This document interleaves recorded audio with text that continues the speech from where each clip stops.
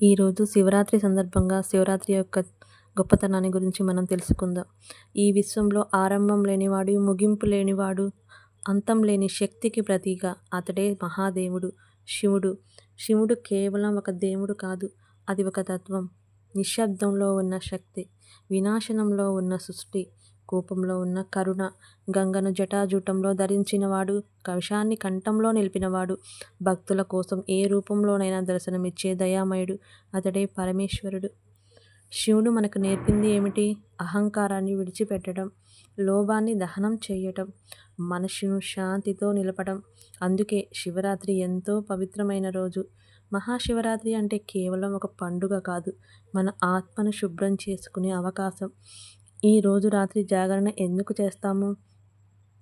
మన లోపల ఉన్న చీకటిని తొలగించుకోవడానికి, మనలోని చెడు ఆలోచనలను కరిగించుకోవడానికి, ఓం నమః శివాయ అనే మంత్రంతో మనసును పవిత్రం చేసుకోవడానికి. ఉపవాసం ఎందుకు చేస్తాం? శరీరాన్ని కాదు, మనస్సును నియంత్రించుకోవడానికి, ఇంద్రియములపై అధికారం సాధించడానికి. ఈ శివరాత్రి రోజున మనకు ఒక సందేశం ఇస్తుంది. చీకటి ఎంత గాఢంగా ఉన్నా ఒక చిన్న దీపం చాలు వెలుగు ఇవ్వడానికి. మన జీవితంలో సమస్యలు ఎంత ఉన్నా కూడా ఒక చిన్న నమ్మకం చాలు మన జీవితం నిలబడటానికి. ఈ శివరాత్రి మన కోపాన్ని విడిచిపెడదాం, మన ద్వేషాన్ని దహనం చేద్దాం, మనిషిలోని ప్రేమను వెలిగిద్దాం. ఎందుకంటే శివుడు బయట ఉన్న ఆలయంలో కాదు, మన శరీరంలో, మన హృదయంలో ఉన్నాడు, ఆత్మలో ఉన్నాడు. ఓం నమః శివాయ. శివరాత్రి యొక్క ప్రాముఖ్యత.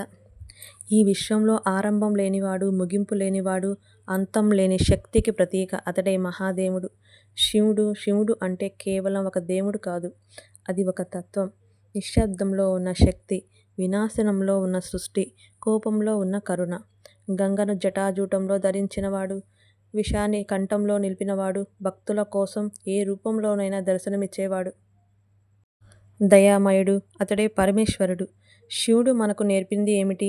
అహంకారాన్ని విడిచిపెట్టడం, లోభాన్ని దహనం చేయడం, మనసును శాంతితో నిలపడం. అందుకే శివరాత్రి ఎంతో పవిత్రమైన రోజు. మహాశివరాత్రి అంటే కేవలం పండుగ కాదు, మన ఆత్మను శుభ్రం చేసుకునే అవకాశం. ఈ రోజు రాత్రి జాగరణ చేస్తాం ఎందుకు? మన లోపల ఉన్న చీకటిని తొలగించుకోవడానికి, మనలోని చెడు ఆలోచనలను కరిగించుకోవడానికి, ఓం నమః శివాయ అనే మంత్రంతో మనసును పవిత్రం చేసుకోవడానికి. ఉపవాసం ఎందుకు చేస్తాము? శరీరాన్ని నియంత్రించడానికి కాదు, మనస్సును నియంత్రించడానికి, ఇంద్రియములపై అధికారం సాధించడానికి. మన శివరాత్రి మనం ఒక సందేశం ఇస్తుంది. చీకటి అంత గాఢంగా ఉన్న ఒక చిన్న దీపం చాలు వెలుగు ఇవ్వటానికి.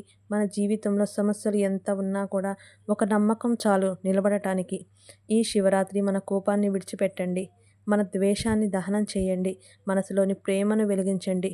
ఎందుకంటే బయట ఉన్న ఆలయంలో కాదు, మన శరీరంలో, ఆత్మలో ఉన్నాడు.